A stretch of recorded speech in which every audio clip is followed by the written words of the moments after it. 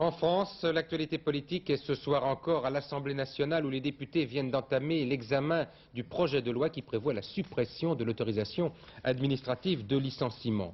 Le Palais Bourbon qui vit décidément au rythme du fameux article 49.3, 49 alinéa 3, qui permet au gouvernement de faire passer un texte en engageant sa responsabilité. Ce fut encore le cas ce matin pour la troisième fois à propos du collectif budgétaire. Et comme toujours dans ces cas-là, eh bien l'opposition, en l'occurrence le Parti socialiste, a déposé une motion de censure qui sera examinée demain, vendredi. Alors sur le climat à l'Assemblée nationale, voici le reportage de Daniel Brem et de Rachid Arab. La nouvelle injection de 49.3 prescrite dans son ordonnance par le docteur Chirac a-t-elle calmé une assemblée plutôt fiévreuse au petit matin? Les députés étaient moins agités après une très mauvaise nuit passée dans l'hémicycle. Cet après-midi, tout le monde se rejetait la responsabilité de cette poussée de fièvre. Le Parlement exerce son droit de contrôle, d'amendement. Mais le Parlement, contrairement à ce qu'on pense, et je pense que c'est comme ça que les Français conçoivent le rôle des députés, il n'est pas fait pour parler indéfiniment, il est fait pour prendre sa responsabilité politique, c'est-à-dire dans le cadre des règles constitutionnelles, voter pour les textes ou contre les textes que lui propose le gouvernement. Nous sommes dans une opposition tout à fait résolue, considérant que les textes qui nous sont proposés sont des textes très mauvais à la fois pour la nation, pour son économie et pour les libertés.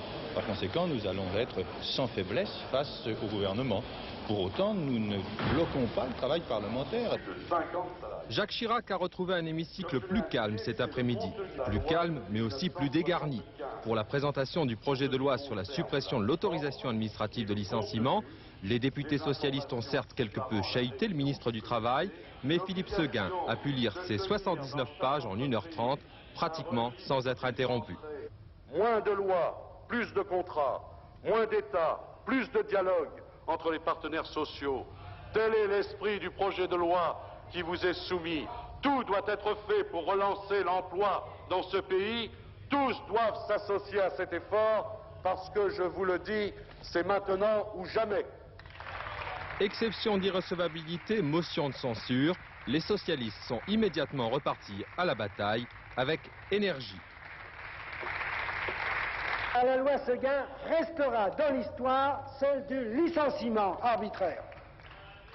L'exception d'irrecevabilité déposée par les socialistes vient d'être rejetée après un scrutin public. La discussion continuera ce soir et la semaine prochaine puisque demain, les députés reprendront les travaux sur la motion de censure concernant la loi de finances rectificative. Personne n'est au bout de ses peines. Une petite phrase qui a son importance en ces temps de cohabitation bousculée. Elle émane du porte-parole de Jacques Chirac, Denis Baudouin, qui souligne que le Premier ministre entend poursuivre cette cohabitation de la meilleure manière possible, tout en étant quand même décidé à appliquer le programme du gouvernement. Reste maintenant à savoir si François Mitterrand signera les fameuses ordonnances. C'est bien sûr une question centrale.